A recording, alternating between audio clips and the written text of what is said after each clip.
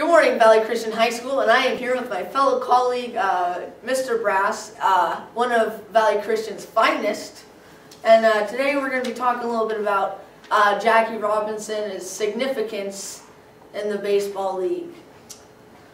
But first off, we'd like to get to know Mr. Brass a little bit more. So, Mr. Brass, prior to coaching varsity baseball, what other sports have you been involved with?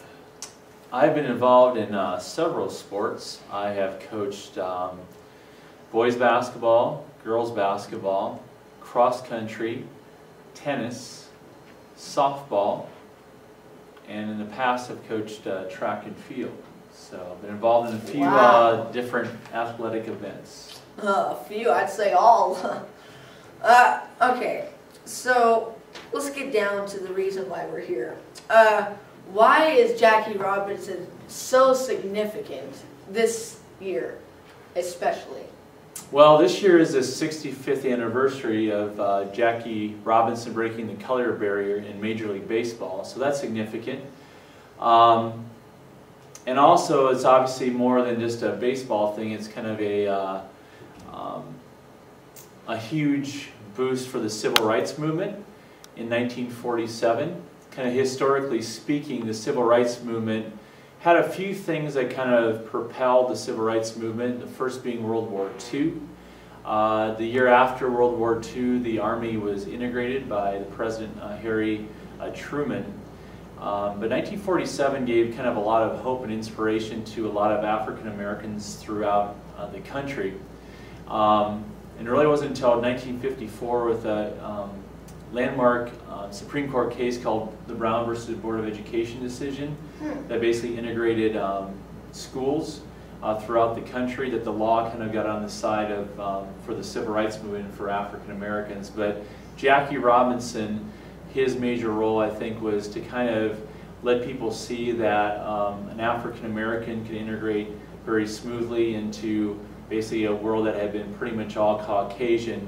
And I think he inspired a lot of people. And I think the thing about Jackie Robinson also, he was a great athlete and a great baseball player, but probably more than that, he was a great man. Yeah.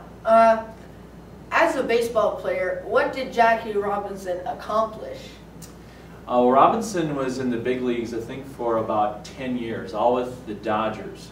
And actually, at that time, they were the Brooklyn Dodgers. He played second base.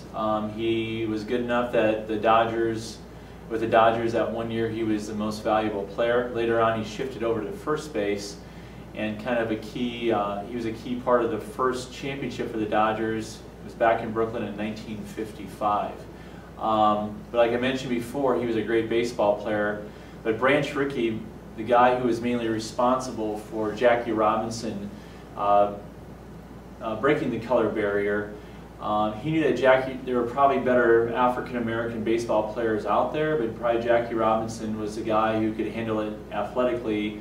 But he knew that he would have to deal with a whole lot of abuse, which he did, death threats, things people said. He played second base, a position where guys slide into the base quite a bit.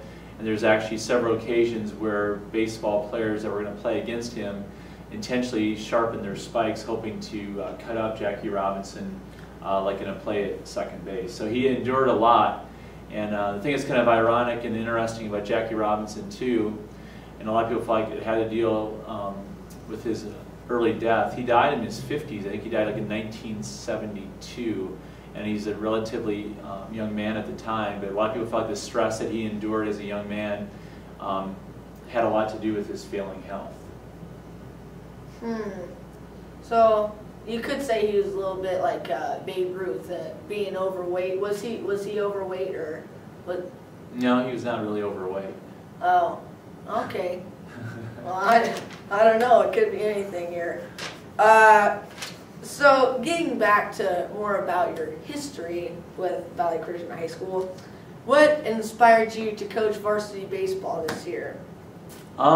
Just kind of an opportunity presented itself. I've always been a fan of baseball, and I played baseball in college.